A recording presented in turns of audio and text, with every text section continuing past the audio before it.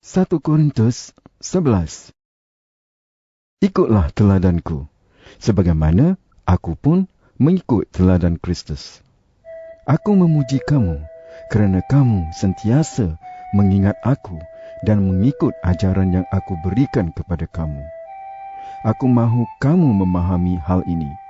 Kristus ialah kepala setiap orang lelaki. Suami ialah kepala isteri, dan Allah ialah kepala Kristus. Oleh itu, seorang lelaki yang menudung kepala ketika berdoa atau menyampaikan perkhabaran daripada Allah di hadapan orang ramai mempermalukan Kristus. Jika seorang wanita tidak menudung kepala ketika berdoa atau menyampaikan perkhabaran daripada Allah di hadapan orang ramai, dia mempermalukan suaminya. Wanita itu seperti wanita yang kepalanya dicukur. Jika seorang wanita tidak mahu menudung kepalanya, lebih baik dia menggunting rambut. Tetapi amat memalukan jika seorang wanita dicukur kepalanya ataupun digunting rambutnya. Oleh itu, lebih baik dia menudung kepalanya. Seorang lelaki tidak perlu menudung kepala, kerana dia mencerminkan rupa dan kemuliaan Allah. Tetapi wanita mencerminkan kemuliaan lelaki, kerana lelaki tidak dijadikan daripada wanita, melainkan wanita dijadikan daripada lelaki. Begitu juga lelaki tidak dijadikan untuk kepentingan wanita, tetapi wanita dijadikan untuk kepentingan lelaki. Oleh itu, kerana malaikat-malaikat, seorang wanita harus menudung kepala sebagai tanda bahawa dia dibenarkan berdoa. Meskipun demikian, dalam kehidupan kita sebagai orang Kristian, wanita bergantung kepada lelaki dan lelaki pun bergantung kepada wanita.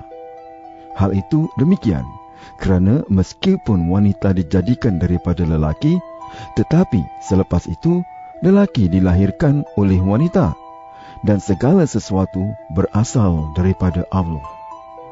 Baiklah kamu pertimbangkan sendiri. Patutkah seorang wanita berdoa kepada Allah di hadapan orang ramai dengan tidak menudung kepala? Menurut kebiasaan, kamu diajar bahawa lelaki yang berambut panjang bukanlah suatu hal yang patut. Tetapi bagi seorang wanita, rambut panjang yang diberikan kepadanya adalah untuk menutupi kepalanya dan menjadi kebanggaannya. Tetapi jika sesiapa mahu bertengkar tentang masalah itu, inilah satu-satunya jawapan yang dapat aku berikan. Baik kita maupun jemaah Allah lainnya tidak mempunyai peraturan lain. Tetapi tentang hal yang berikut ini, aku tidak memuji kamu. Pertemuan ibadat kamu sebenarnya tidak membawa kebaikan, melainkan keburukan. Pertama sekali, aku diberitahu bahawa dalam pertemuan kamu terdapat golongan yang berlawanan. Aku percaya bahawa sedikit sebanyak laporan itu benar.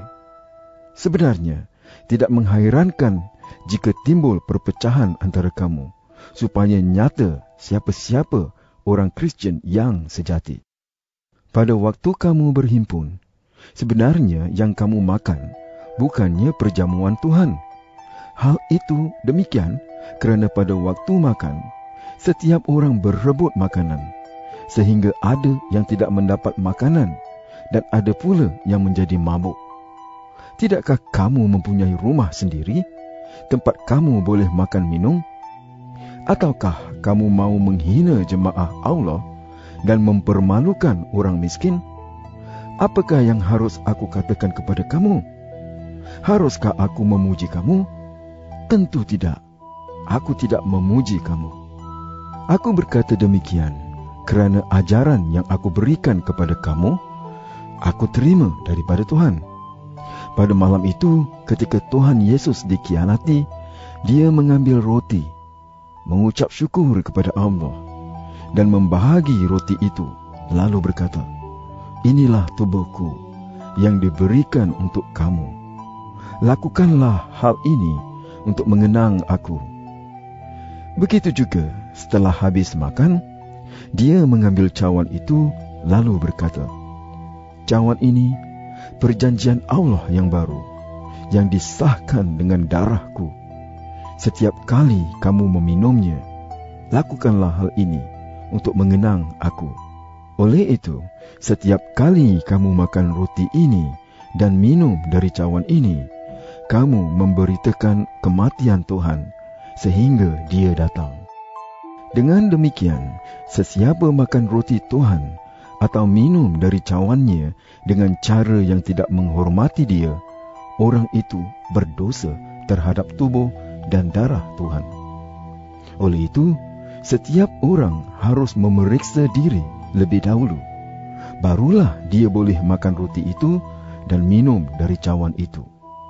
Hal itu demikian, kerana sesiapa makan roti dan minum dari cawan itu dengan tidak mengerti bahawa perjamuan itu berkenaan dengan tubuh Tuhan, orang itu akan mendatangkan hukuman kepada dirinya sendiri. Itulah sebabnya banyak antara kamu yang sakit dan lemah, dan ada juga yang mati.